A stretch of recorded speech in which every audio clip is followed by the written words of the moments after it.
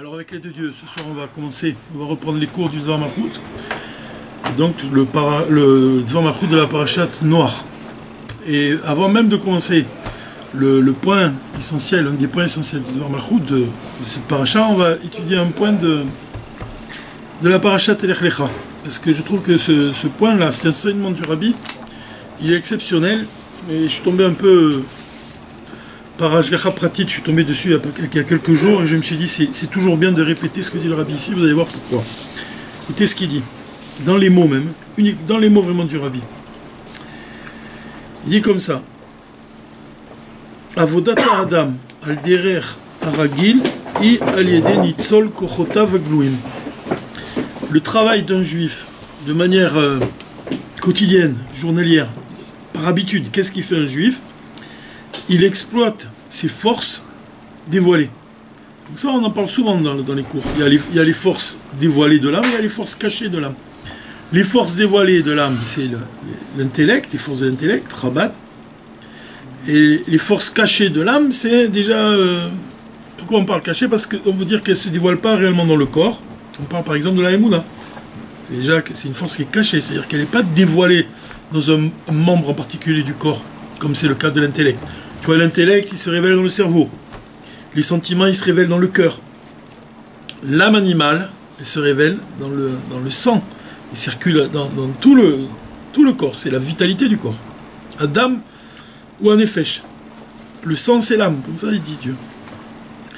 Maintenant, les forces cachées, la Emouna, la Ratson, la volonté.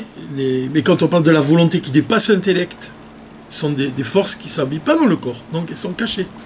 Il faut aller les chercher davantage. L'exemple que tu peux donner, c'est l'exemple d'un grain de raisin et une olive. Tiens, puisqu'il y a des olives sur la table. Le grain de raisin, tu le presses facilement et tu en extrais le jus. Tu fais du vin, comme ça, c'est facile. Tu prends un raisin, tu l'écrases, c'est facile. Par contre, l'olive elle-même, c'est dur. Il faut la concasser, on dit. Donc, tu vois, la différence entre le vin et l'olive, le Rabbi il emploie l'exemple de l'olive pour parler des secrets de la Torah et des secrets de la Torah. Tu vois, les secrets de la Torah, c'est comparable au raisin, c'est-à-dire que tu peux les dévoiler facilement, mais les secrets des secrets de la Torah, ça correspond à la partie vraiment la plus profonde de la Torah, comme le racine des racines, les secrets des secrets. C'est le moment, comme le Harizal il a dévoilé que le racine des racines, les secrets des secrets, ils se révèlent entre la prière de Mincha et d'Arvit, comme la Neila de Kippour. Donc tu vois, même la Neila elle-même, elle représente un dévoilement très élevé, c'est comparable à l'olive, que tu vas chercher profondément. Et qu'est-ce qui sort de l'olive? De l'huile. Donc tu vois que l'huile, contrairement au vin, pour aller la chercher, il faut se concasser vraiment, il faut aller chercher loin, il faut aller la trouver loin. L'exemple de la Neila, il est exceptionnel parce que on a eu toutes les tfilotes de Kippour. Il y a eu Kol Nidre, il y a eu Arvit, il y a eu Shacharit, il y a eu Moussaf, il y a eu Mincha et il y a la Neila.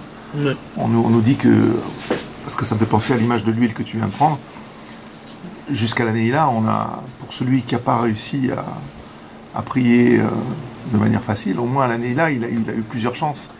Donc effectivement, on arrive à un nectar de tfila. Voilà, mais en plus, encore ça s'accorde à ce que tu dis, c'est que la Neila, c'est le dévoilement de l'essence de l'âme juive. C'est la 5e prière, la 5e fois qu'on dit l'Amida, et comme les 5 niveaux de l'âme. Donc tu as le niveau de Nefesh, Ruach, Neshama, Chaya, Yechida. Et quand est-ce qu'on dit dans la Neila, on dit à la fin de la Neila, qu'est-ce qu'on répète, on dit, après la prière de la Neila, on dit Hachem wa Elokim. Et on le dit 7 fois. Hachem wa Elokim. C'est le sujet de la paracha noire, ça. C'est ce qu'on va voir. Mais ici, quand on parle de l'huile, l'exemple, il convient à l'essence de l'âme, justement. Parce que c'est la partie qui est claire, le plus. L'huile, elle est claire, on allume la menorah. Donc le Rabbi, il a parlé de cette différence entre l'huile d'olive, entre l'olive et le raisin, dans un discours sur sur Hanouka. Sur la Hanouka, il parle des secrets de la Torah qui sont plus élevés que les secrets de la Torah. C'est une différence qu'il établit entre le Zohar et la Chassidoute. Tu vois, le Zohar, on pourrait dire même que ce sont les secrets de la Torah, alors que la Chassidoute, c'est plus élevé. C'est les secrets des secrets de la Torah. C'est l'essence même de la Torah, c'est la Chassidut. C'est au-delà du 5e niveau. Si tu dis que la Neila, ça correspond à Yechida, au-delà du 5e niveau, c'est l'essence de l'âme, Etzem Haneshama. Donc ces 5 degrés de l'âme même, ils correspondent aux 5 paliers de la Torah, d'interprétation de la Torah, le Pshat, le Remez, le Drash, le Sod. Aussi, il y a les niveaux qui correspondent à l'âme, ils correspondent aussi au niveau de la Torah. Et l'essence de la Torah, elle surpasse tout le reste. C'est pour ça qu'elle est comparée à l'huile, puisque l'huile, elle flotte au-dessus de tous les liquides. Tu vois? Et les liquides, en fait, c'est quoi les liquides? Quand on parle d'eau, c'est quoi? C'est la Torah. Et la Chassidut, elle flotte au-dessus de l'eau. Mais là, il y a 4 niveaux de dévoilement, alors c'est le 5e. Celui qui est au-dessus des 4 niveaux de dévoilement. En fait, on ne fait pas souvent la différence. Le Rabbi l'a fait à quelques endroits précis, comme dans Inyana chez Torah Chassidut. On ne fait pas la différence entre l'essence de l'âme et Yechida. La plupart du temps, quand on parle de l'essence de l'âme, on parle de Yechida. Mais en fait, le Rabbi fait la différence. Il dit que Yechida, c'est que le 5e niveau, mais l'essence de l'âme, elle n'a pas de nom. Donc elle est au-delà même de Yechida. Elle n'a pas de nom. Yechida, c'est un nom. Même si ça évoque un niveau supérieur, en fait, dans l'enchaînement des mondes, ça correspond à la séphira de Keter, Yechida. Mais il y a quelque chose de plus haut que Keter.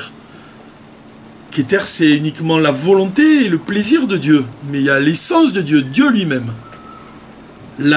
Même le plus haut niveau de Keter, on parle de Pnimiut à Keter, ça s'appelle la Radla, le niveau de la tête qu'on ne connaît pas et qui ne se connaît pas.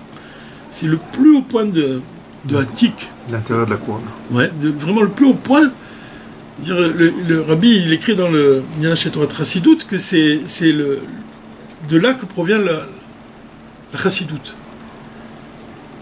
Mais si on part du principe que le Rabbi établit une différence entre l'essence de la Torah et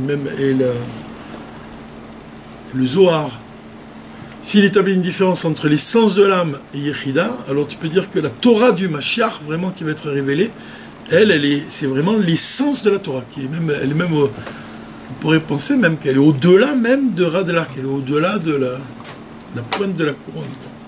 Tu vois? Donc il y a des différences, quoi, il y a des finesses. Là on parle de choses, c'est fin, il y a des finesses. Mais c'est important quand même de les exprimer, ces différences-là. D'être précis. C'est ça qui est merveilleux dans la Chassidut, c'est que quand tu étudies des discours du Rabbi Racha, par exemple, c'est un voyage abstrait, quoi. Tu voyages dans l'abstraction, dans des concepts qui sont abstraits, mais en même temps, tu te rends compte de la précision de chaque détail. Ça veut dire que c'est pas si abstrait que ça, finalement. Pourquoi le Rabbi il établit une différence entre l'essence de la Torah et tous les autres niveaux de la Torah? Pourquoi il établit une différence entre l'essence de l'âme et le niveau de Yechida? Il y a quelque chose à comprendre de ça. Donc ici, regardez bien l'enseignement qu'il donne le Rabbi, vous allez voir, il dit, comme on a dit, que habituellement, l'homme il va dévoiler des forces qui sont révélées. Comme on a dit, il y a des forces qui sont révélées. Donc on parle de quoi? Des forces qui s'habillent dans le corps. On parle de son intellect, ses sentiments et ses actes. Donc habituellement, c'est ça le mot important ici, c'est habituellement, quoi. Mais derech haragil, al derech haragil, il dit. De manière habituelle, un homme, il exploite ses forces révélées, c'est-à-dire il exploite son intellect. Quand tu poses, ton fils, il vient te voir, il te demande une question, tu lui réponds avec presque machinalement, presque, tu pourrais dire. Tu te casses pas vraiment la tête, quoi, à l'image du raisin que tu presses facilement. C'est vrai que tu dis quelque chose qui vient de l'intellect, tu as réfléchi à cette chose-là. Mais le Rabbi, il dit que Bekar en shum chidush, qu'il n'y a pas vraiment de nouveauté. C'est-à-dire que quand tu réponds à quelqu'un qui te pose une question et que tu emploies la force de ton intellect, il n'y a pas réellement de nouveauté. C'est pas ça encore t'as pas fait d'effort véritable. C'est pourquoi? Parce en fait, il utilise son intellect, il emploie sa force, mais il est sûr de lui, il sait qu'il a déjà réfléchi à cette question, il te répond avec facilité. Tu vois? Il a l'habitude d'utiliser son intellect de cette manière-là. Donc, pour lui, c'est simple. Il ne fait pas réellement d'effort. Il n'y a pas réellement de chidouche. Quand on parle de chidouche, c'est-à-dire que c'est pas vraiment... Il n'a pas vraiment dit quelque chose de nouveau. Il ne s'est pas dépassé encore. Nouveau par rapport, même si c'est vrai, nouveau par rapport à lui-même. Tout l'intérêt ici, c'est d'être... tu vois, un chassid, il doit être nouveau chaque jour, il doit se renouveler. Pas s'appuyer sur l'habitude. Et de la même façon, les forces qui sont cachées. Maintenant, il parle que la émouna, ta volonté, ça c'est déjà plus... Pour aller chercher la émouna, c'est déjà un travail plus compliqué. Seulement, il te dit, ces forces-là qui sont cachées en toi, malgré tout, ce sont des forces, même si elles sont cachées, ça veut dire que même si tu dois faire un effort pour aller les chercher, tu dois te briser un peu pour aller les chercher, elles sont proches d'être dévoilées. C'est-à-dire que tu peux les dévoiler avec une certaine facilité. Tu comprends la nuance. Quelque chose que tu as en toi, ça veut dire que c'est à l'intérieur de toi, et tu l'emploies pas fréquemment, tu te sers pas fréquemment de cette aptitude-là, mais c'est une chose qui est proche de toi. C'est-à-dire que tu peux la dévoiler avec une certaine facilité, malgré tout. Alors le rabbi là-dessus, il te dit, même ça, c'est pas encore notre point. C'est pas le chemin qu'on doit atteindre. À chidouche, c'est quoi le chemin qu'un juif doit atteindre? À amiti, le chidouche véritable, la nouveauté véritable, ou kacher ou mégalé betocho, c'est quand il dévoile à l'intérieur de lui-même kochot ne'elamim, des forces qui sont cachées chez Afechad, dont personne ne connaît l'existence et même pas lui-même. Ça c'est le chidouche. C'est quand tu vas dévoiler une force qui est en toi et dont tu ne soupçonnais même pas l'existence. Et les autres encore moins. Là, il y a un chidouche. Là, il y a quelque chose qui se passe. Il ne savait pas qu'il avait cette force-là qui était en lui. Il ne pensait même pas qu'il était capable d'agir comme ça. Et la chose même, elle devient étonnante pour lui. Comment? D'où ça vient une chose pareille, il se dit. Comment j'ai pu en arriver là? Comment j'ai pu agir avec autant de force? Comment j'ai pu réfléchir avec autant de force pour parvenir à ce résultat-là? Tu dis, ou menatzel kochot elu, et quand il emploie ces forces-là, qu'il arrive à les exploiter, à les sortir de lui-même, et ça c'est vraiment l'exemple de l'olive, que tu vas la concasser pour extraire l'huile. Alors, quand il arrive même à utiliser ces forces-là pour faire un chidouche dans la Torah, alors ça c'est Behemet Lech Lecha, El Haaretz Asher Erecha. Ça c'est réellement conforme à l'enseignement divin, à l'ordre de Dieu, quand il dit à Abraham, va, quitte ta maison, quitte ton endroit, l'endroit où tu es né, et va vers la terre que je te montrerai. Quitte ta maison, ça veut dire quitte tes habitudes, quitte ta façon de penser habituelle, comme on l'a vu ici. Quitte cette facilité, comme le raisin que tu presses. Ça non, ça c'est trop simple pour toi. Va chercher, prends une olive, va chercher de l'huile. Va chercher les secrets des secrets de la Torah. Et tu te fais un chidouche. C'est ça un chidouche. C'est pour ça que le rabbi il revient souvent là-dessus. Il dit souvent que chaque juif il a l'obligation de faire des chidouchim dans la Torah. De se casser la tête. Et d'aller chercher quelque chose qui est en toi et dont tu ne soupçonnes même pas l'existence. Et en fait, ça veut dire se diriger vers la terre que je te montrerai. En fait, quand tu lis l'explication, qu'est-ce que ça veut dire la terre que je te montrerai? Quand Dieu dit à Abraham, la terre que je te montrerai, c'est aussi, non seulement c'est la terre d'Israël, mais c'est aussi toi-même. La terre que je te montrerai, c'est la terre que je vais dévoiler en toi-même. C'est-à-dire que le corps, il est comparé à la terre elle-même. De la même façon que la terre, ça c'est une image du Baal Shem Tov, un exemple du Baal Shem Tov, de la même façon que la terre, elle cache en elle des trésors, même puisque le plus grand trésor de la terre, c'est qu'elle possède la Koach Ein Sof, la force de Ein Sof, elle est capable de donner des fruits à l'infini, tu peux planter à l'infini, ça donne des fruits.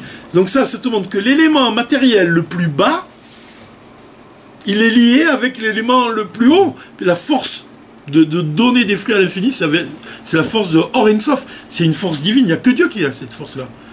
Et là on dit, toujours on dit ça, c'est un concept de la chassidoute, que le commencement il est ancré dans la fin et la fin elle est ancrée dans le commencement. Le commencement c'est ça veut dire la parole de Dieu, elle est ancrée dans la terre même. Elle se trouve dans la terre précisément, dans l'endroit qu'on piétine, il y a la parole de Dieu qui est capable de mettre à l'existence à partir du néant, de faire pousser des fruits. Donc la terre que je te montrerai, et c'est ça qui est vraiment important ici, parce qu'on va faire le lien maintenant avec la paracha Bereshit. Là, on est parti de l'Ech Lecha pour arriver à la paracha Bereshit, qui est juste avant la paracha de Noir. Dans la paracha de Bereshit, puisqu'on n'était pas là, on était pendant les fêtes quand ça s'est produit,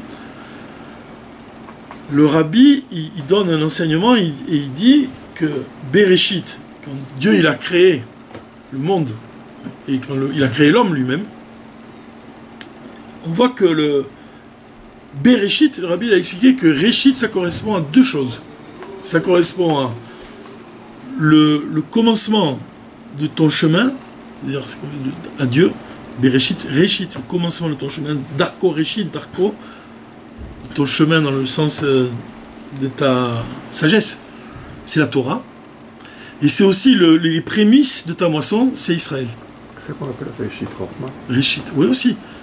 Réchit Rochma, Yirat Hashem.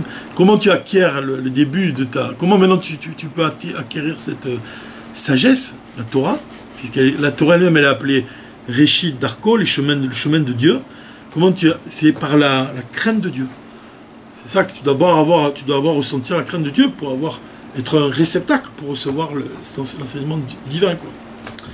Et aussi Réchit Tvoa, ça veut dire le début de le commencement de la récolte, les prémices, le premier de ta récolte, c'est Israël. Donc Bereshit bara Elohim, au commencement Dieu il a créé. Elohim, Dieu il a créé. D'ailleurs c'est mon fils, il m'a demandé une belle question et Shouron il m'a dit. Vraiment, il m'a dit, mais Bereshit bara Elohim, ça veut dire que Bereshit, il a créé Hachem. Je croyais. C'est Bereshit, ça précède Hachem. Non, je lui ai expliqué, dans Bereshit, au commencement, Bereshit, Dieu, il a créé le ciel et la terre. Mais comment on explique ça de manière profonde? Comment il explique Rashi, même l'explication qu'il donne, c'est Bereshit pour Israël. Dieu, il a créé le monde pour la Torah. Bereshit, c'est Darko, Réchit Darko, et pour Israël. C'est-à-dire que le monde il a été créé pour Israël et pour la Torah. Ça c'est le premier enseignement de Bereshit. Mais quel est le point ici qui est important aussi, qu'on doit retenir par rapport à ça? C'est qu'est-ce qu'on voit, qu'est-ce qui est mis en valeur ici? C'est la grandeur d'Israël, sa hauteur spirituelle, quoi. C'est quoi la grandeur d'Israël? Et là-dessus le rabbi il vient apporter un enseignement qui est de l'Admor HaZaken, Bereshit, et qui va fonder tout le Dvar Malchut ici. Il amène l'enseignement de l'Admor HaZaken selon lequel, quand on a dit plusieurs fois, on l'a dit, pendant toutes les fêtes, qu'est-ce qu'on disait? On a chanté à la prière, à la répétition de la Mida, Tabechartanu mikol ha'amim, Araftaotanu. Qu'est-ce que ça veut dire Tabechartanu mikol ha'amim? Tu nous as choisis, tu nous as élus, quand on dit le peuple élu, parmi tous les peuples. Alors l'Admor HaZaken, il explique qu'est-ce que ça veut dire tu nous as élus parmi tous les peuples. De quoi on parle? Quand est-ce qu'il est question de choix? En fait là maintenant on arrive à une question... Désigné, le mot ce serait plutôt désigné. Oui, mais même plus que ça. Vous pouvez vous asseoir là. Quand est-ce qu'on peut choisir? Quand est-ce qu'on choisit? Quand est-ce qu'il y a un choix? Là c'est une question même presque de sens, de vocabulaire, de notion. Quand est-ce que tu parles de choix? Quand est-ce qu'il y a un choix, il a lieu d'être? C'est quand tu as deux choses qui sont identiques. Là, il y a un choix qui se fait. C'est-à-dire que si tu as deux choses qui sont une supérieure à l'autre, il n'y a pas de choix. Pourquoi? C'est évident que tu prends la chose qui est supérieure, ou alors même pas supérieure. Si la chose est plus utile pour toi qu'une autre chose, alors ta préférence, elle va aller vers la chose qui correspond à ton désir, à ce dont tu as besoin, tu vois, même sans dire qu'elle est supérieure. Donc il n'y a pas une question de choix si il y a une différence entre les deux. Quand est-ce qu'il y a un choix véritable? C'est quand les choses elles sont identiques. Et alors là, tu choisis, pourquoi tu choisis cette chose-là plutôt que celle-là? Pourquoi?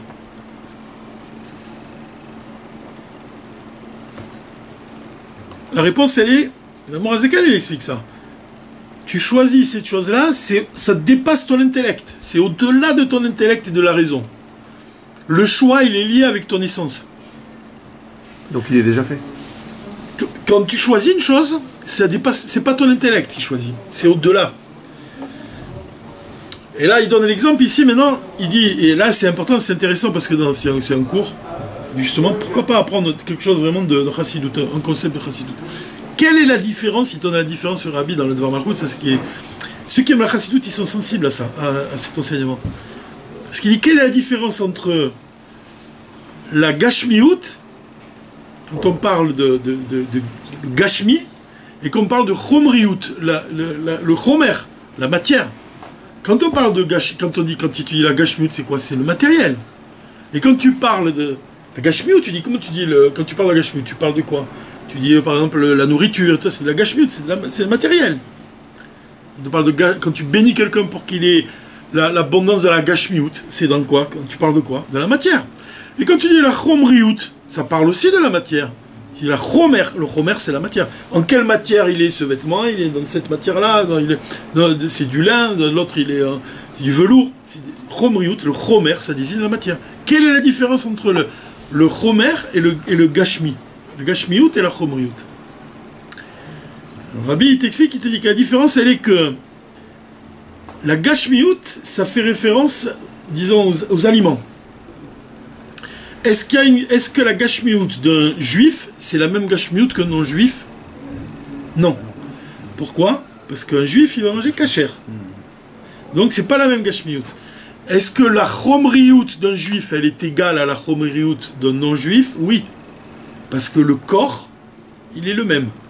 Donc, quand on parle de Chomriut, on parle du corps lui-même. Et quand on parle de Gashmiut, on parle des aliments, par exemple. On voit qu'il y en a le juif il va manger des aliments qui sont cachés et l'autre il va manger des aliments qui ne le sont pas. Donc entre les deux, il n'y a pas une question de choix qui est possible. Tu vois très bien que l'un est différent de l'autre. La Gashmiut d'un juif, elle est différente de la Gashmiut d'un non-juif.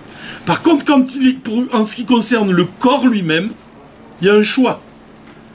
Quand on dit Atab Chartan ou Mikolami, quand on dit que Dieu il nous a choisis parmi tous les peuples, on parle du corps. Ça veut dire que le corps du juif et le corps d'un goy, ils sont les mêmes, ils sont identiques. Pourtant, Dieu il a choisi le corps d'un juif. Là, c'est ça que ça veut dire. Le choix il n'est pas conséquent de l'âme. C'est l'âme. C'est pas l'âme qui l'a choisi. Parce qu'on aurait pu penser ça. Tu vois que l'âme juive, c'est c'est une parcelle de divinité véritable. Et l'âme d'un goy, non. Tu vois on voit que c'est pas les mêmes niveaux. L'âme d'un goy, elle vient de la parole de Dieu. Alors que l'âme d'un juif, elle vient de la pensée. Elle vient de la pensée de Dieu. Ça vient d'un niveau plus profond. Donc là, tu vois que l'âme elle-même, elle est différente. L'âme d'un juif et l'âme d'un goy sont différentes. Mais le corps lui-même, il est égal. C'est le même corps. C'est la même matière. Et pourtant, Dieu, il a choisi le corps d'un juif. Donc qu'est-ce que ça veut dire que Dieu il a choisi le corps d'un juif? Ça c'est l'enseignement de la paracha Bereshit. En fait ce que tu peux comprendre, l'idée qu'on peut comprendre à travers ça, qu'est-ce que ça veut dire qu'il a choisi le corps d'un juif? Elle est exprimée dans le livre du Tanya. Dans le livre du Tanya, on apprend que l'âme juive, elle est différente de l'âme d'un goy, puisqu'on voit qu'on a Chelek Elokai Mal Mamash. Mais le Morazakan vient nous dire que même l'âme animale d'un juif, elle est différente de l'âme animale d'un goy. C'est peut-être une réponse qu'on peut donner à cet enseignement du Rabbi, quand le Rabbi il dit qu'il a choisi le corps d'un juif. Il a élevé aussi le corps d'un juif. Le corps d'un juif, il se distingue du corps d'un goy, ça veut dire que l'âme animale d'un juif, elle se distingue de l'âme animale d'un goy. C'est pour ça qu'il explique, même il dit dans le livre du Tanya, que l'âme animale que certains goïms, ils sont à un niveau, on les appelle, ils ont un niveau supérieur, Chassidé ou Motolam, ils ont un niveau supérieur, et en fait il dit que l'âme de ces hommes-là, elle provient de Klipat Noga. C'est-à-dire qu'ils ont une âme différente, une âme animale différente, ils ont que celles qui proviennent des Klipot Meot. Donc tu vois la différence, ça c'est important, parce que ça veut dire que Si tu avais dit que Dieu il a choisi uniquement le peuple juif pour son âme, ça veut dire que si l'âme elle n'est pas révélée, l'âme divine elle n'est pas révélée dans le corps, alors il n'y a pas de différence entre un juif et un goy. Or, même quand l'âme divine elle n'est pas révélée dans le corps, il y a une différence entre l'âme animale d'un juif et l'animal d'un goy. Donc ça c'est la paracha Bereshit. Ça vient de marquer, donner l'importance et la qualité même de l'âme animale d'un juif. De voir qu'il a une capacité d'élever ce monde matériel. Maintenant, cette capacité d'élever la matière même de son corps, cette capacité qu'il a d'élever le corps de ce monde, l'âme animale même, tu pourrais dire, de ce monde. Puisque aussi bien, tu vois, que, comme il dit le roi David, il dit que de la même façon que l'âme, elle remplit le corps, elle élève le corps, de la même façon, tu vois, que le monde, il a une âme, c'est la Yechida Klalit, il appelle ça le rabbi dans le Yannachet Torah Trasidut, qui vivifie le monde. Donc tu vois bien que même il y a une âme animale qui vivifie ce monde-là. Il y a la parole de Dieu, elle se trouve dans chaque chose. Mais seulement pourquoi on parle de l'âme animale? Pour parler de ce, pourquoi j'emploie ce mot exprès? Parce que tu dois élever cette âme animale. Tu dois élever la vitalité qui provient de Klippat Nogai, qui vivifie ce monde matériel. Tu dois la transformer, tu dois l'élever vers le divin. Tu dois faire une demeure pour Dieu. C'est ça que ça veut dire, tu fais une demeure pour Dieu. Ça veut dire que tu fais de l'âme animale, tu la transformes en une âme divine. Et c'est tout le travail du Yehudi, Baolam Hazeh. C'est ce que doit faire un juif. Non seulement vis-à-vis de lui-même, il doit élever l'âme animale qui est en lui-même et l'âme animale qui est dans ce monde. Comment il y parvient en accomplissant les commandements divins, les mitzvot. Donc quand on parle de la terre d'Israël, tu vois, tu dois raffiner la terre d'Israël, c'est-à-dire faire Israël en Israël, mais c'est aussi, tu dois faire Israël de ton propre corps. Tu dois transformer ton âme animale, il l'a distingué parmi tous les peuples, c'est-à-dire que toi, tu peux l'élever à un niveau supérieur, alors que pour élever quelque chose de tamé, c'est beaucoup plus difficile. Parce qu'il répond à ça aussi, il dit qu'on peut élever les clipotes méotes, on peut élever quelque chose de tamé. Rabbi il répond à ça. Quelque chose qui est impur, on peut malgré tout l'élever, mais c'est beaucoup plus difficile. Parce que ça implique un travail. On doit pour raffiner l'impur, on doit se retenir d'assouvir des plaisirs physiques. C'est comme ça que quand tu te retiens d'assouvir des plaisirs physiques, et c'est très dur, là tu parviens à raffiner l'impur. Mais finalement, tu comprends que même la bénédiction que Dieu il a donnée à Yaakov, quand il lui a dit dans la paracha Vayetse, quand il lui a dit comme ça, il lui a dit, regardez comment il a dit, il a rêvé Yaakov, et voici une échelle posée à terre et son sommet. Il est arrivé jusqu'au ciel, et voici des anges de Dieu montaient et descendaient. Et voici Dieu se tenait au-dessus de lui. Et il dit, je suis Dieu, le Dieu d'Abraham, ton père, le Dieu d'Yitzhak, la terre sur laquelle tu es étendu, et c'est à toi. J'ai pensé, c'est un chidouche, mais le rabbi dit qu'on doit faire des chidouchim, alors pourquoi pas? J'ai pensé, qu'est-ce que ça veut dire quand il dit la terre sur laquelle tu es étendu est à toi? J'ai pensé peut-être que Dieu il parle à l'âme. À l'âme juive, il dit à l'âme, le corps dans lequel tu te trouves est à toi. Il dit à l'âme, la terre c'est ton corps. Parle à l'âme juive, il dit, le corps, la terre sur laquelle tu es étendu, l'âme elle est dans le corps. Donc elle est comme étendue sur la terre. Elle est à toi. Qu'est-ce que ça veut dire, Qu'est-ce qu'il dit sur laquelle tu es étendu? Qu'est-ce qu'il dit Rachid? Il dit, le Saint béni soit-il replia toute la terre d'Israël sous lui. Il lui a indiqué par cela qu'elle serait facilement conquise par ses enfants, comme ces 4 coudées qui représentent l'espace occupé par un homme couché. C'est-à-dire que les 4 coudées, c'est les Arba Hamot qui nous entourent. C'est-à-dire qu'il a étendu la terre d'Israël comme 4 coudées qui t'entourent autour de toi, pour te dire, la chose est proche de toi, tu peux la conquérir. Mais là, tu peux faire un lien avec un enseignement de l'Admor Saï, qui dit que l'essence de l'âme se révèle dans les 4 coudées de l'homme. La partie la plus élevée de ton âme, elle est dans les Arba Hamot. Comme ce qu'il dit là, ici, ça s'accorde. C'est-à-dire que la partie la plus élevée de ton âme, elle ne peut pas s'habiller dans ton corps. Et le corps, il n'est pas capable de la supporter. C'est trop élevé pour toi. C'est beaucoup trop élevé. Donc elle est autour de toi. Ça veut dire que tu dois faire un certain travail pour l'attirer. Ça, c'est le sujet de la parachate noire. Dans la paracha Bereshit, on apprend que Dieu, il crée le monde. Tu vois, il crée le monde. Et il te donne en fait une force à toi. Tu as la force potentielle d'Atzlacha. Il te donne une force à toi d'accomplir sa volonté. Mais quand Dieu il crée le monde, il crée l'homme, c'est encore à l'état de, comme on dit, Bekoar. Ça veut dire que c'est un potentiel. Et la paracha de Noach, ce qui était potentiel, ça devient concret. Et si tu parviens à agir de manière vraiment concrète, à ce moment-là, tu arrives à attirer la paix. Ça, noir, ça vient de ça. Noir, c'est le fait de se reposer. Noir. C'est le nar, une chose qui repose. C'est le repos véritable, tu l'obtiens quand tu accomplis une chose. De poil, vraiment concrètement. C'est plus quelque chose d'abstrait, c'est plus quelque chose qui était bécoir, c'est plus quelque chose qui était potentiel, c'est quelque chose qui est devenu concret. Donc Bereshit, ça représente l'aspect bécoir de la création, c'est-à-dire le potentiel de la création. Et noir, c'est lié à quoi? Au Shabbat. Parce que le Shabbat, c'est là que tu te reposes véritablement après avoir travaillé. Après avoir effectué le sauvetage. Après avoir sauvé le monde, oui, tu peux dire comme ça. Sauver le monde de l'emprise des clipotes. Parce que finalement, dans le Tanya, on explique que le monde, il est en exil. C'est-à-dire il est dans l'exil de Klipat Noga. C'est-à-dire qu'il reçoit une vitalité où il y a du bien et du mal. Et donc, tu le sauves du mal et tu provoques le bien. Mais et cette idée-là, en fait, il va dire, ici, le rabbi dans le Dvar Malchut, il va comparer la création de ce monde par Dieu, c'est le Shem Havayé, le nom de Yud-Ke Vav-Ke. Attends, je ne me trompe pas, parce que justement, là, c'est une subtilité. Oui, c'est le Shem Havayé, mais tel qu'il s'habille dans le nom d'Elohim. Tel qu'il s'habille dans le nom d'Elohim. Ça veut dire quoi? C'est comme on voit dans les livres Sefaradim, les Sidurim Sefaradim. Tu vois marqué Yud-Ke Vav-Ke, comme ça, et dessous en petit lettre, Amonai.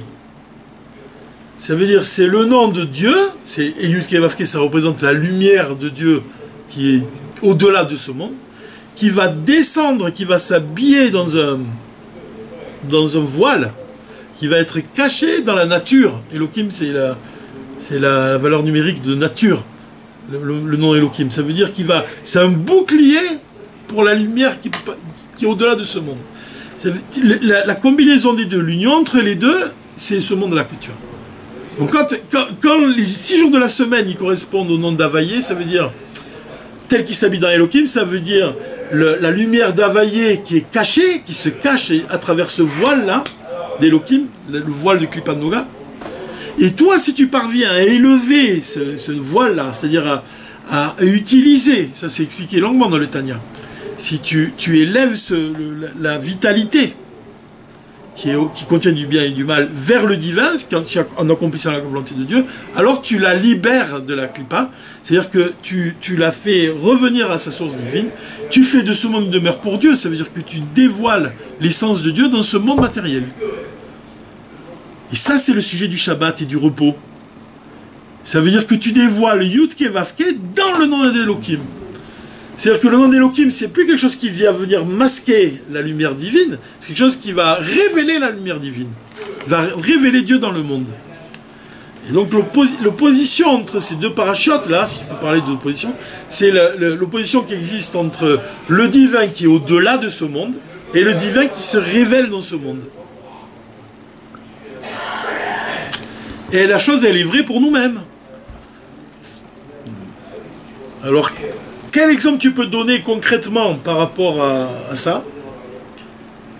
Il dit, dans la halakha même, il te dit, le rabbi, c'est Kiddush Halevana. Sanctifier la lune. C'est marrant, hein? Pourquoi? Quelle est l'idée? Et attends, c'est ça qu'il va dire. Quand on sort de Kippour, on fait la prière sur la lune. Et on demande quoi? Le minag, c'est quoi? De porter de beaux vêtements. Pour faire la prière sur la lune. C'est pour ça que on doit se changer de chaussures, et on doit mettre de beaux vêtements, et on doit faire la prière sur la lune. On ne la fait pas directement à la sortie après la prière d'Arvit, après avoir fait la Neila. On doit changer de chaussures, on doit retourner à la synagogue dans de beaux habits et dire la prière de la lune.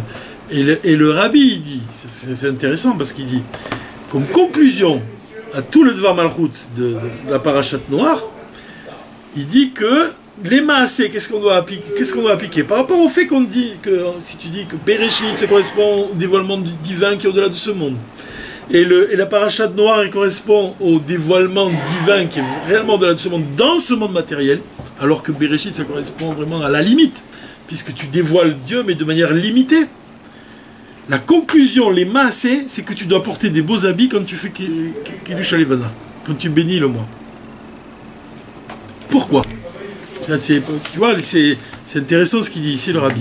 C'est comme quoi, des fois dans un usage, tu vois, Minag Israël, dans le respect de la halacha, et puis même, surtout, parce que la chassidoute, elle vient, et des fois elle s'élève au-dessus de la halacha. Tu vois, elle vient, il va, comme il dit le Morazakan, il dit, ce qui est interdit est interdit. Ce qui est permis, parfois c'est comment il dit, est inutile. Tu vois, il veut dire par là qu'on doit se sanctifier dans ce qui est permis. C'est pas parce que c'est interdit, je le fais pas. Bon, ça c'est permis, mais est-ce que c'est vraiment utile? Tu vois, c'est le regard de la chassidoute. Il va raffiner les choses. Dire, par exemple, quand tu te coupes les ongles, l'exemple qui donne le rabbi, tu te coupes les ongles, un racine, il va devoir brûler les ongles. Alors que il brûle une partie de lui-même, ça peut lui causer du mal. Seulement, on sait, d'après le Zohar, que si une femme enceinte elle marche sur des ongles coupés, c'est pas bon pour elle. Et bien un chassid, il préfère, il va brûler ses ongles, ça veut dire que même si ça provoque un danger pour lui-même, pour le bien de l'autre. C'est marqué dans la Gemara aussi. Ouais. Alors écoutez ce qu'il dit, le rabbi, sur le Kiddush Halevana. Vous allez voir l'idée qui est donnée ici. Pourquoi c'est important de faire Kiddush Halevana avec de beaux habits? Il ne faut pas que je suis un peu noir. D'abord, on doit comprendre aussi que tout le mois de Tishrei, on a vécu des fêtes, on était proche du divin, on était dans le palais du roi, tu vois. C'est le divin qui est au-delà de ce monde. Le mois de Marcheshvan, c'est le mois où on pénètre dans le monde, et Yaakov Alach Bedarko, on rentre dans le mois où la mériroute, c'est-à-dire l'amertume, il n'y a pas de fête. On se sent, on quitte, le roi est dans les champs, et maintenant on est dans les champs, mais le roi il n'est pas là, quoi. Le roi, on doit le dévoiler.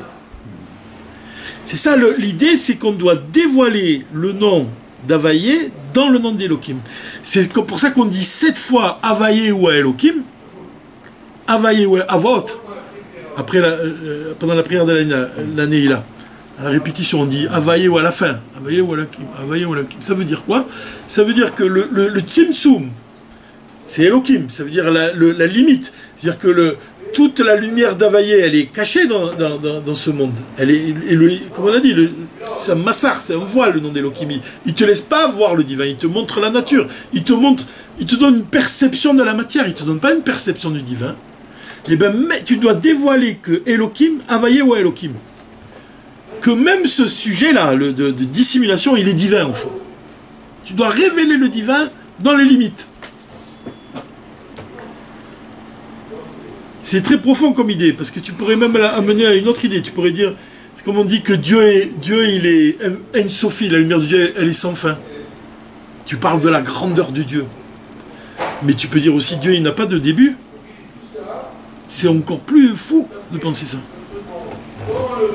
Mon fils, justement, Yeshurun, il me demande souvent, mais qui a créé Dieu? Comment il n'arrive pas à comprendre? Comment personne, il n'a pas un papa, une maman?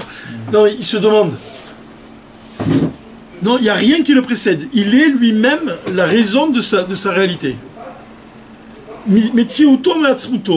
Sa réalité vient de son essence. Et ça, donc tu vois, même dans les... Quand tu parles, quand tu parles d'Ein Sof, tu parles de l'illimité. Et quand tu parles du début, c'est déjà plus proche de la limite. Même, tu dois trouver le divin même dans la limite. En fait, voilà, je trouve pas le texte là, parce que... Il y a tellement de notes. C'est compliqué parce que la limite, il n'y en a pas. Il n'y en a pas au début, il n'y en a pas à la fin. Voilà, c'est ça l'idée. Et ce que j'essaie de dire, que dans les discours chassidiques, même des choses qui sont Ein-Sofi, qui sont infinies, il y a une précision aussi. L'exemple aussi que tu peux donner, c'est l'exemple de l'arche. En fait, tu vois que l'arche, elle n'a pas de mesure. L'arche de l'Alliance, elle contient les tables de la loi. Tu peux la mesurer, tu la mesures, et quand tu la mets dans le Kodesh Kodeshim, elle perd ses mesures. Eh bien, on te dit, le Rabbi, il dit que dans les temps futurs, la halacha, pour le moment, elle est comme Beth Hillel. Quand le Mashiach va venir, elle sera comme Beth Shammai. Beth Shammai. Et quand la résurrection des morts, elle sera en même temps comme Beth Shammai et comme Beth Hillel. Comment c'est possible? C'est une dimension qu'on ne peut pas comprendre. Voilà. C'est une dimension qu'on comprend. Pourquoi? Parce que c'est la révélation de l'essence, et dans l'essence elle-même, elle réunit les contraires, les opposés. Et le Shabbat, c'est la révélation de l'essence. Donc le Shabbat, c'est la révélation de Yudke Vavke, d'Avaye, du non-Avaye, mais dans les limites de ce monde. Dans ce monde-là, tu continues à vivre, c'est un jour de la semaine. Malgré tout, il y a l'illimité, il se dévoile. De la même façon, la lune, elle représente le nom d'Avaye, Yudke Vavke. Non, le nom d'Elohim, ça veut dire la lune, elle reçoit sa lumière du nom d'Avaye. Et Yudke Vavke, il représente le soleil. Toute la lumière que reçoit la lune, elle vient du soleil. Elle n'a pas de lumière qui est propre à elle. Elle ne possède rien de par elle-même, tu es d'accord? Elle ne possède rien. La lumière du soleil, elle se projette sur la lune, et la lune, elle fait que refléter la lumière du soleil. C'est pour ça qu'on doit se présenter, quand on bénit le mois et on fait la bénédiction qui touche à Levana, avec de beaux habits. C'est parce que les sages ils ont dit que celui qui bénit le mois, il aura le mérite de recevoir la présence de Dieu. Parce que la lune, elle reçoit la lumière du soleil. La lune, c'est le Shem Elohim, Dieu qui s'habille dans la nature, qui reçoit la lumière de Yudke Vavke, du divin qui est au-delà de ce monde. C'est ça qui est illusionné. Et comme l'Assemblée d'Israël est comparée à la lune, ça veut dire que de la même façon que la lune, elle reçoit, d'abord tu vois, elle reçoit du soleil, après elle disparaît, elle, petit à petit, elle reçoit de moins en moins de lumière jusqu'à disparaître. Ça sera représenté dans notre exil. Même l'Assemblée d'Israël, elle est comme la lune, elle est en exil, elle disparaît. La lumière qu'elle reçoit, ça correspond, qui diminue, ça correspond à notre exil. Qu'on reçoit de moins en moins de la Shrina. Mais après, au Rosh Chodesh, elle réapparaît, ça représente la Géoula. Qu'on va recevoir à nouveau la lumière une nouvelle lumière. La lune, c'est le Shem Elohim, mais pourtant, oui. Dieu l'a puni, la lune. Mais qu'est-ce qu'il est dit? Pourquoi? Oui, mais justement, le Tzimtzum, il correspond à la punition de Dieu. Tu vois, parce qu'elle voulait être aussi briller comme le soleil, donc il lui a dit, il l'a puni. Mais dans les temps futurs, elle va retrouver sa taille. Mais si c'est le soleil qui s'était plaint, c'est lui qui aurait été payé. Voilà. Mais donc là, on doit comprendre à quel point l'humilité, elle est importante, quoi. Ça, c'est clair. Comment, plus tu te fais petit, et plus tu peux recevoir de lumière. Et c'est pour ça que même, tu vois que même la pupille de l'œil, plus il y a du soleil, plus elle rétrécit. Elle devient toute petite. Et ça, c'est pour ça qu'elle est comparée aussi à Chokhmah, la faculté de Chokhmah, elle reçoit de la lumière d'Ensof. Dans le Tanya, on t'explique que la première Séphira, c'est-à-dire la Séphira de Chokhmah, c'est le premier dévoilement de Dieu, Réchit. Le dévoilement, le premier dévoilement de Dieu, de la lumière d'Ensof, et se dévoile d'abord dans Chokhmah. Et Chokhmah, c'est le Yud du Shem Havaye. C'est la plus petite lettre du Shem Havaye. C'est comme un œil, un point. D'ailleurs, la Nava, l'absence de la Nava, la Gemara dans Megillah, elle dit que si quelqu'un il a de la Balgava, c'est Balmoum. Ça correspond à ce qu'on vient de dire. L'Éternel ne peut pas résider dans un endroit qui n'est pas totalement soumis à lui. Comme ça, c'est dit dans un Balgava, c'est un Balmoum, donc c'est un défaut. On aurait pu comprendre ça pour la Lune. Mais pareil, c'est ça l'idée. C'est que l'idée que tu vois que la lune qui rapetit dans le ciel, c'est comparé à l'exil, à notre exil, dans le sens où quand on reçoit pas de dévoilement, mais seulement quand il y a Chidush à Levana, quand Mitra Deshet à Levana, quand la lune elle se renouvelle, c'est quand ce point-là il réapparaît dans le ciel. Et en fait, c'est là que tu te présentes avec des beaux habits pour accueillir la Shrina. C'est de l'humilité de bien s'habiller pour aller recevoir ce dévoilement. Donc l'idée ici, c'est celle-là. L'idée, c'est que la lune, elle correspond en fait à la séphira de Malchut. C'est la dernière des séphirotes. c'est la plus... Des 10 séphirotes, c'est la dernière, c'est Malchut. C'est pour ça même qu'on mentionne pendant la prière de la lune le roi David et la Géoula, puisque c'est la royauté. Dire que la lune elle représente la royauté, la dernière séphira, et qui reçoit sa lumière de toutes les autres séphirotes. Mais qu'est-ce qu'il est dit? Que dans les temps futurs, la séphira de Malchut, elle va s'élever au-dessus de toutes les autres séphirotes.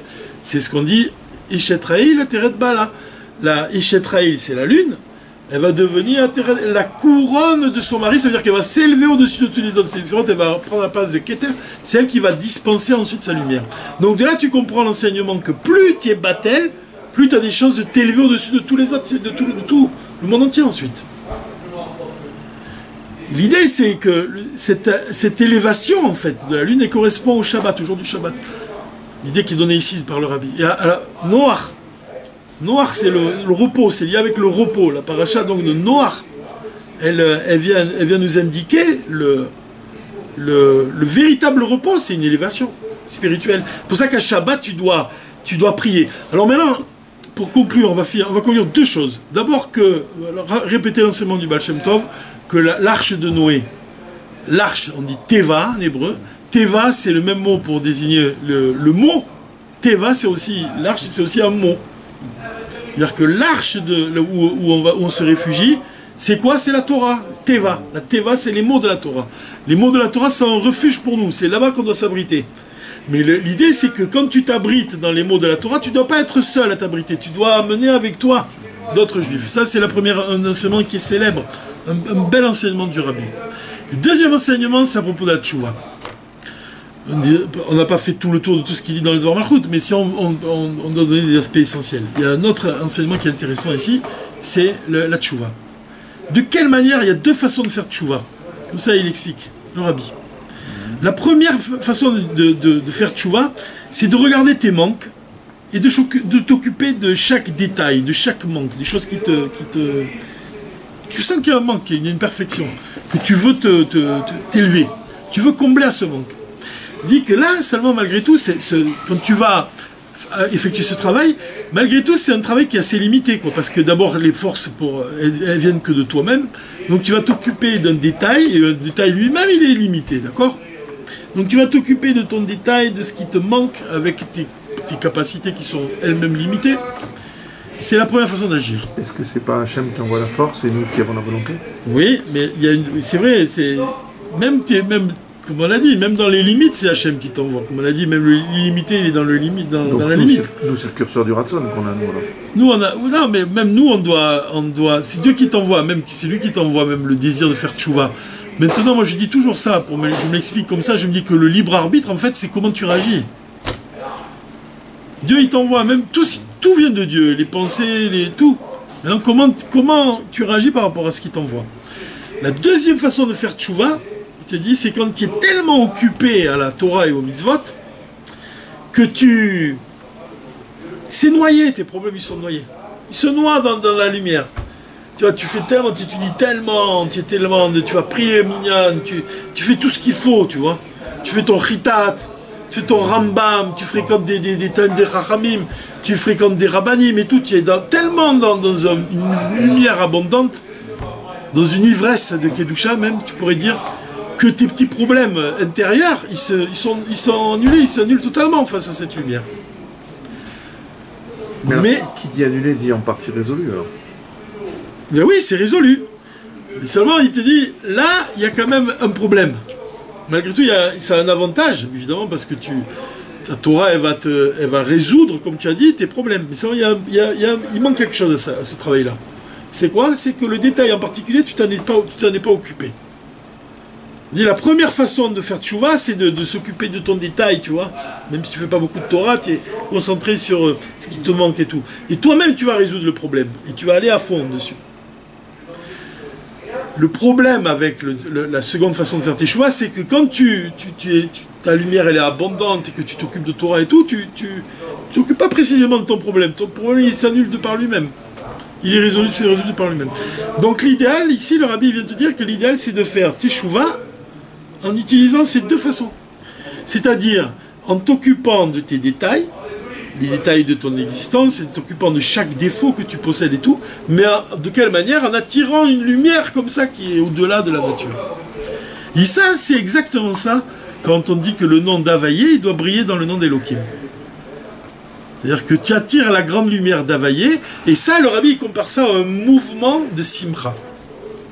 Qu'est-ce que ça veut dire, attirer la lumière d'Havaïe? C'est que tu fais Teshuvah, c'est quoi Teshuvah Ila, la différence entre Teshuvah supérieure et Teshuvah inférieure. La Teshuvah inférieure, c'est les jours de la semaine, quand tu t'occupes, et c'est comparé aux jours de la semaine, parce que tu t'occupes de ton problème en particulier, selon les limites et de ce monde. Et le jour du Shabbat, ça correspond à la lumière vraiment abondante du Shabbat, la grande lumière qui brille ce jour-là, que le monde y retourne vers sa source. Et donc là, c'est, tu vois, tu as une simcha. Alors là-dessus, il y a un enseignement du Rabbi qui est exceptionnel. C'est que quand Yaakov, il a dit, quand Dieu il lui a dit ça, il lui a dit « Je suis Dieu, le Dieu d'Abraham, ton père et tout ». Et il lui a dit, ta descendance sera comme la poussière, et tu t'étendras vers l'ouest, et vers l'est, vers le sud, et en toi seront bénies toutes les familles de la terre et ta descendance. Tu vois un peu la bracha qu'il a reçue. Et voici, je suis avec toi, et je te protégerai où que tu ailles. Et je te ramènerai vers cette terre. Comme je te ferai voir cette terre, je te ramènerai vers cette terre. On a dit qu'en fait, la terre, c'est le corps, qui est entouré par la terre d'Israël, et en fait, on a dit que l'essence de l'âme réside autour de toi. Je te ferai voir cette terre, en fait, je te ferai voir ton essence. Je dévoilerai l'essence d'Israël, je dévoilerai l'essence de l'âme, je dévoilerai mon essence, comme Dieu il a révélé son essence dans la Torah. Et là, c'est ça. Voici, je suis avec toi, et je te protégerai où que tu ailles, et je te ramènerai vers cette terre. C'est la Digoula. Car je ne t'abandonnerai pas. D'accord? Quand il a dit ça, Dieu il a fait cette promesse-là, Yaakov, il a ressenti une joie tellement forte que quand il est allé, quand il est parti, il savait que Dieu, il allait le protéger. On dit que son cœur, il a soulevé ses pieds. Rachid dit ça. Son cœur, il a soulevé ses pieds. Ça veut dire quoi? Ça veut dire que l'assurance que Dieu, la bracha que Dieu lui a donnée, elle a soulevé ses pieds. Ça, c'est ça, Chabad. Chabad, c'est le... Pourquoi tu étudies le Tanya? Pour que ton cœur, il soulève tes pieds. Pour que En fait, c'est même là, quand il dit... c'est quoi la bonne nouvelle? Rachid dit, quand il a entendu cette nouvelle-là, que la Torah de Dieu, que Dieu sera avec lui, ça a soulevé ses pieds. Mais comment on va comprendre? Comment tu pourrais faire un chidouche encore? Tu pourrais dire, c'est quoi la bonne nouvelle? La venue du Mashiach. La venue du Mashiach, elle doit soulever tes pieds. Ça veut dire que tu dois, quand on dit Yaakov il est allé sur un chemin, tu dois avoir l'assurance, comme Yaakov il avait l'assurance que Dieu est avec lui, tu dois avoir l'assurance que le Mashiach il est là, il va venir, il va te vraiment dévoiler, il va te ramener sur la terre d'Israël, et ça doit soulever tes pieds, ça doit conditionner tes actes. Tu vois, l'enseignement, c'est ça le point qui est donné ici. Et ça c'est Chabad. Pourquoi? Parce que quand on te dit dans Chabad, on te dit que ça ne suffit pas de comprendre une chose. Si tu comprends une chose, alors ton cerveau, il a compris. Mais ton cerveau, la lumière du cerveau, elle doit éclairer le cœur. Ça veut dire que tu dois ressentir ça, la faculté de Da'at. Chokhma, Bina, Da'at. Da'at, ça veut dire que tu n'as pas seulement compris, tu as ressenti. Un bon professeur, vraiment, qui t'enseigne la Torah, il doit faire bouger ton cœur. Tu dois sortir, normalement, et lui le premier aussi, il doit être comme ça.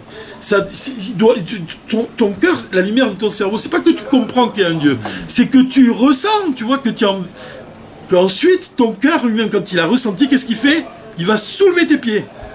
Ça veut dire quoi? Ça veut dire que non seulement tu as compris, mais en plus tu as ressenti, mais tu as ressenti au point d'agir. Tu vois? C'est-à-dire que c'est ça le véritable repos. C'est ça, noir. Ça veut dire qu'en résumé, c'est ça. Ça veut dire qu'en résumé, Bereshit, Dieu, il a créé ce monde, il a créé l'homme. Yom HaShishi, il t'explique le Rabbi que le He de HaShishi, c'est le don de la Torah.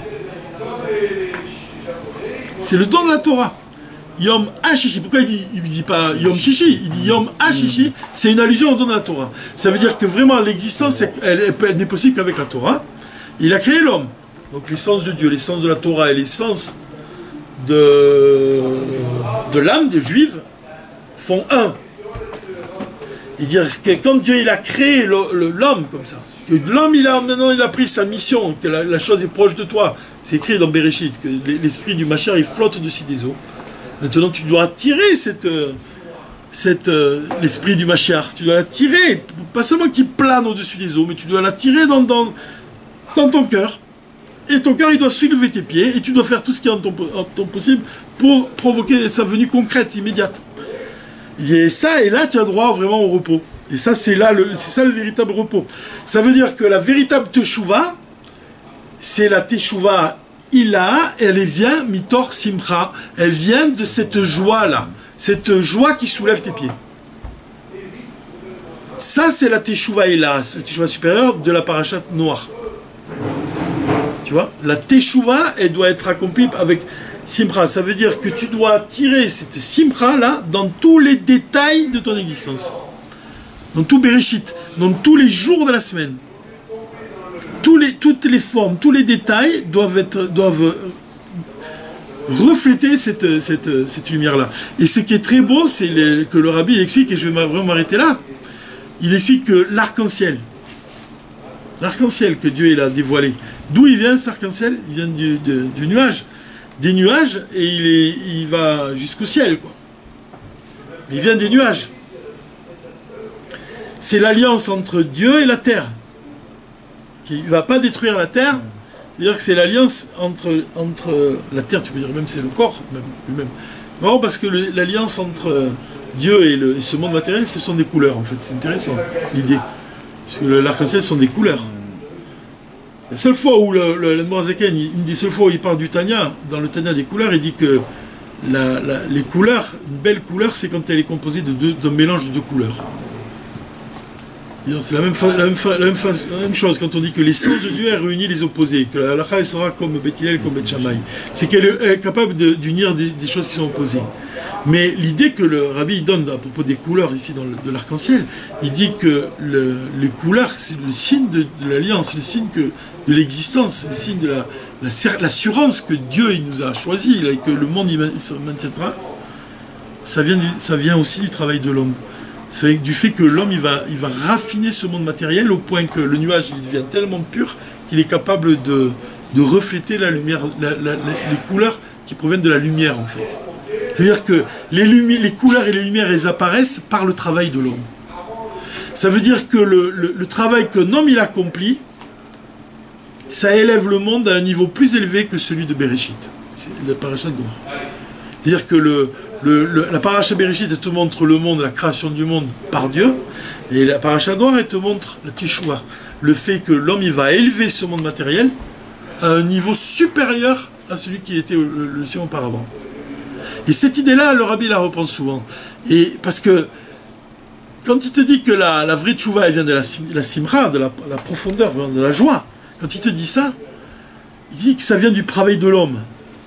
C'est-à-dire que quand tu as une lumière qui te dit que tu es là, tu es une grande lumière de Dieu qui arrive et tout ça, mais tu t'occupes pas des détails de ta personne.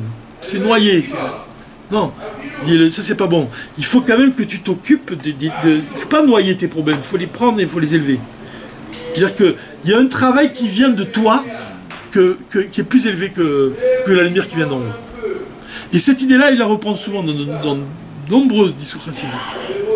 Quand il parle des Juifs à l'URSS, qui faisaient don d'eux-mêmes, de Messiro Nefesh, parce qu'en fait brillait une lumière en haut, que Dieu il est réveillé. Mais quand cette lumière elle a plus brillé, alors ils avaient perdu leur force. Même s'ils étaient à un niveau supérieur, si ça venait de Dieu en fait, ils étaient éclairés. C'est la supériorité du jour de Purim par rapport au moment où il y avait le temple de Jérusalem. C'est que quand il y avait des miracles et que Dieu il se révélait dans le monde, c'est pas pour autant qu'ils faisaient don de leur vie. Quand est-ce qu'ils ont fait don d'eux-mêmes à une époque où il n'y avait pas le temple? À l'époque de Purim. Tu vois, la force. Ça veut dire, le rabbi il dit souvent ça, c'est qu'il y a un travail qu'on peut accomplir, et c'est ça, Yaakov Alach Bedarko. C'est que maintenant on quitte le mois de Tishri, on avait la lumière comme quand le temple était révélé. Maintenant, on est dans un monde où comme si on voit comme un petit mur, le mur de Jérusalem. Il dit, mais précisément, c'est parce que tu vas révéler, toi, tu vas faire tes efforts à toi, sans que tu aies un grand développement divin, que tu peux élever le monde à un niveau supérieur. Hachem, qu'on arrive à ça. Ouais.